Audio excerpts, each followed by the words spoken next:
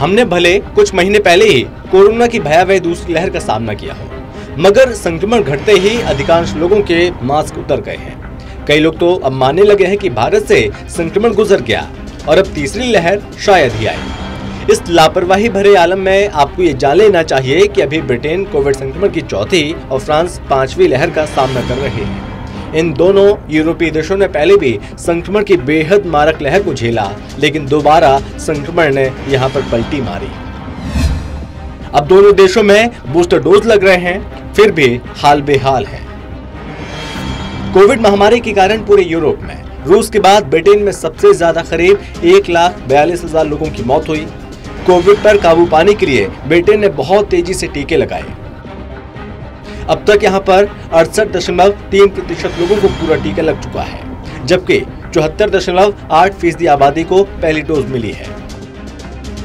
वहीं 4 लहरों का सामना कर चुके यूरोपीय संघ के देश फ्रांस में 68.6% आबादी फुली वैक्सीनेट हो चुकी है, जबकि 76.3% लोगों को पहली डोज लगी है। फ्रांस तो 65 साल से अधिक उम्र की अधिकांश आबादी को बूस्टर डोज भी दे चुका है, जबकि ब्रिटेन में 50 से ज्यादा उम्र के लिए ये काम जारी है। इसके बावजूद ब्रिटेन में 4% और फ्रांस में 2.9% की संक्रमण दर से कोविड संक्रमण फैल रहा है। ब्रिटेन में रोजाना 40,000 तो फ्रांस में 10,000 मरीज मिल रहे हैं। ब्रिटेन की अर्थव्यवस्था जून में खोल देने के बाद से यहाँ चौथी लहर जारी है, लेकिन इसने अक्टूबर से जोर पकड़ना शुरू किया। अब यहाँ रोजाना औसतन 40,000 मरीज मिल रहे हैं और हर दिन 150 से 200 के बीच मौतें हो रही हैं। 10 नवंबर को यहाँ 39,000 से ज्यादा नए मामले मिले, जबकि बीते 21 अक्टूबर को रिकॉर्ड 51,484 केस एक दिन में दर्ज हुए। दूसरी ओर फ्रांस में 4 अक्टूबर के आसपास 5वीं लहर शुरू हुई और जिसके कारण अब हर दिन यहाँ औसतन 10,000 से ज्यादा मामले मिलने लगे हैं और रोजाना 40 के करीब मौतें हो रही हैं। वर्ल्डोमीटर्स के मुताबिक 10 नवंबर को यहाँ 11,883 नए मामले मिले और 33 मौतें हुई।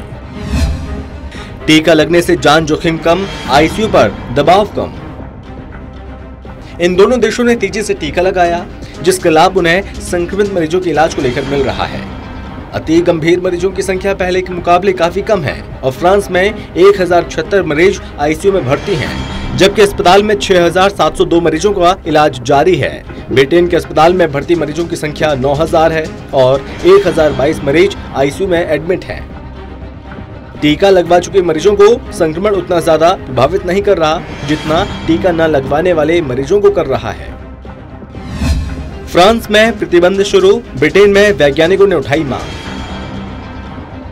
फ्रांसीसी स्वास्थ्य मंत्री ओलिवियर वेरेन ने कहा कि देश में 5वीं लहर की शुरुआत के साफ संकेत मिले हैं, जो कि चिंताजनक हैं। सरकार ने आने वाली ठंड को देखते हुए अनुमान लगाया कि स्थिति और खराब हो सकती है। इसे देखते हुए सरकार ने रेस्टोरेंट आदि जगहों पर प्रवेश के लिए 65 साल से ऊपर की बुजुर्ग आबादी के लिए बूस्टर डोज का सर्टिफिकेट दिखाना जरूरी कर दिया। दूसरी ओर ब्रिटिश वैज्ञानिकों ने हाल में बोरिस जॉनसन की सरकार से अपील की कि अगर वे पड़ोसी देशों की तरह समय रहते कड़े प्रतिबंध नहीं लगाते हैं तो सर्दियों में हालात बेहद खतरनाक हो सकते हैं। बहरहाल पिछले सप्ताह विश्व स्वास्थ्य संगठन कोविड को लेकर जो चेतावनी दी थी वो सही साबित हो रही है। यूरोप सहित मध्य एशिया के कई देशों में कोविड के मामले तेजी के साथ बढ़ रहे हैं। लगातार बढ़ते मामलों ने यूरोप को एक बार फिर से कोरोना की चपेट में ले लिया है। वहीं मध्य एशिया में डेल्टा संस्करण के कारण मामलों में खतरनाक वृद्धि देखी जा रही है।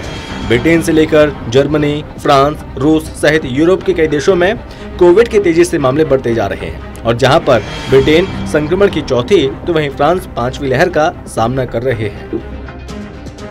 इसके अलावा भी कई देशों में कोविड की तेजी से मामले लगातार बढ़ रहे हैं, जिसके बाद भारत में भी लोगों को कोरोना के नियमों की अनदेखी नहीं करनी चाहिए। मास्क और सैनिटाइजर का प्रयोग करना जरूरी है। अगर कोविड को मात देनी है तो ये सब करना जरूरी है। Special desk, total TV.